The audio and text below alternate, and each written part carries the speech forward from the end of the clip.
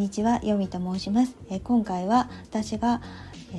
最近購入したものや、レジでの、並び方について思うことを話そうかなと思っています。レイアウトと並び方っていうそういうことも踏まえて私が感じたことを話そうかなと、顧客対応も含めてなんですけれども、まず私が購入したものっていうのは靴下です。家に靴下はあるんですけど、それでも今すぐにパッと履ける靴下っていうのは一つ、以前私がスポーツジムに通っていた時に、ジム内で靴下忘れたかで購入したもの、結構しっかりしていて運動向きな靴下で私は気に入っているんですけど、ただ5本指ではないので、私外反母趾なのでなるべく足は広げられるようにしたいなっていうふうに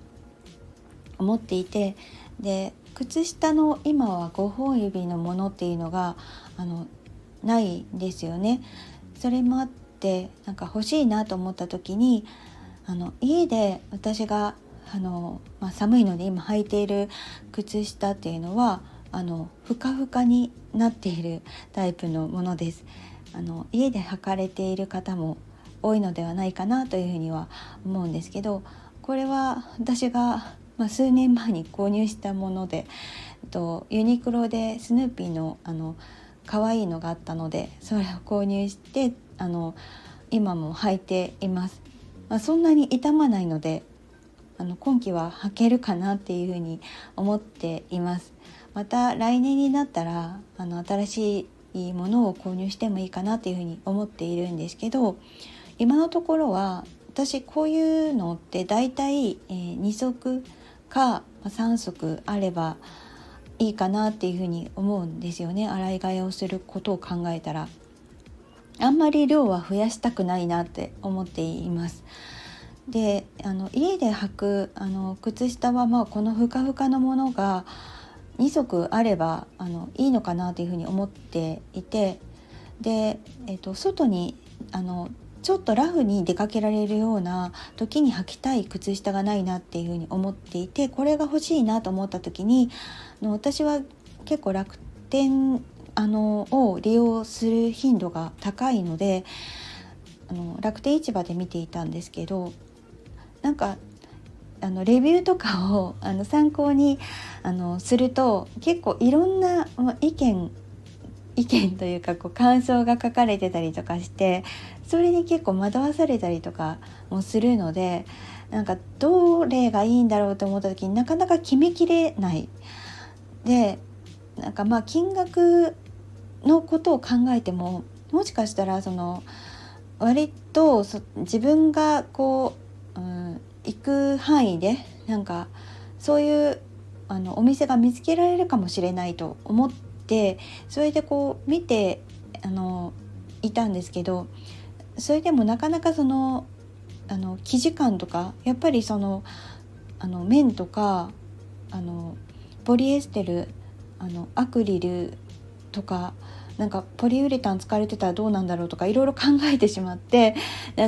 それもまた自分で目に見える状態になると、この柄可愛いと思ってもこの生地感どうなんだろうとか、そういう風に考えるとなかなか決めきれないなと思った中、でも私は日本製で足の親指とあと他の指は一緒になっている旅、型のソックスを見つけたんです。でその靴下がいいなっていうふうに思って、2足購入をしようと思って、でレジに持って行ったんですよね。レジの配置が前方から行ける行った場合っていうのはセンターに突き当たりのレジっていうわけではないですよね。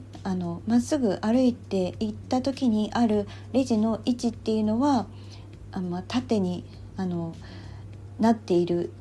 縦になっているというか、お客さん、なんかまっすぐ行ったところにあるレジではあるんですけれども、ただ向きが自分の方を向いているわけではない位置にあるので、後ろから私は前と思っているんですけど、反対側からもそのレジにたどり着くことができる状態になっていて、並び方っていうのは指示はないんです。特に案内も目に見えるところにはないので、私は人が並んでいた時、レジに人がいて、その時っていうのは初め見た時は店員さんが一人レジ打ちをされていらっしゃいました。人が一人、対応してもらっていて、で私は後ろって言っても実際には通路があるような状態になってしまうので、どうしてもその横に並んでいるような状態なので、私が並んでいるっていうことをその後ろから来た人は思って、並んでるのねってなって、そこに列が連なっているんですけど、でもおそらくそのレジの担当者の中ではそっちに並んでほしいわけではないということを、私がじゃあ自分の番だと思ってレジの人に渡したら、なんか待ってもらっているからこっちに並んでくださいみたいな。でも私の後ろにも実はその人がいるっていうこととかは、当然その人の番になったらね、レジが2台あるのもまたややこしいんですけど、どうもその並び方がしっくりいってない、こっちに並んでほしいのであれば、あらかじめその案内は出しておいてもらわないと、なんかすごく分かりにくい。一旦こっちに並んでいるのにまた並び直さないといけないのか、でそっちに並んでいた人の方が先に会計済ませられたんだとかね、なんかそういうふうに思うと、私はあまりその感じがいいなという印象は受けなかったですし、私の後ろに並んでた方もおそらく、同じようにこっちに並ぶんだってきっと次々連なってる人とかは自分の番になるにつれてそういう風な並べ方をするのか、そういう風にレジの担当の方からこっちへっていうそういう言われ方をするから、そういう風な並べ方をす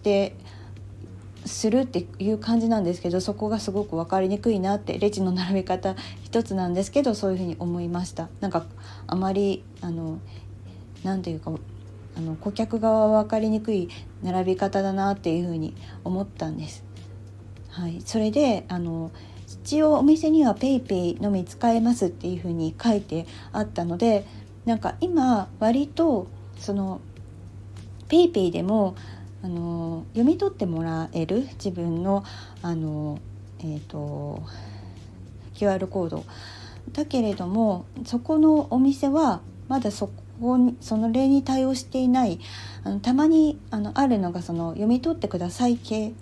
で、読み取って自分で金額を入力して、でその場合っていうのはちゃんと支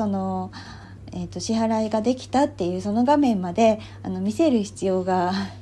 ある。だけれども店の方はなんか私の一応その時って3等が当たったんですけど、その画面をもう閉じてもらっていいのでとかっていう感じで、なんかちょっとせかされる感じもあって、私自身はそこはね別に落ち着いてと思ったんですけど、人も並んでいたので私もなるべくスムーズにそこはお見せするような感じは取りましたけれども、で無事購入をすることはできたっていう話ではあるけれども、なんか一つ一つ思うことがあるなというか、単純にお会計をする、そしてそれがスムーズにいったらそれまでの話ではあったんですけど、ただなんか待ち時間がきっと初めからそういう並び方をしていない、わからない分かりにくい、そういうことがあったという、そういうことで、お店の方もなんか黙々とっていうか淡々とというか、なんかそういう印象を受けて、でその後私は別で買い物をしたんですよね。そのお店ではなくて普通のスーパーに買い物に行った時には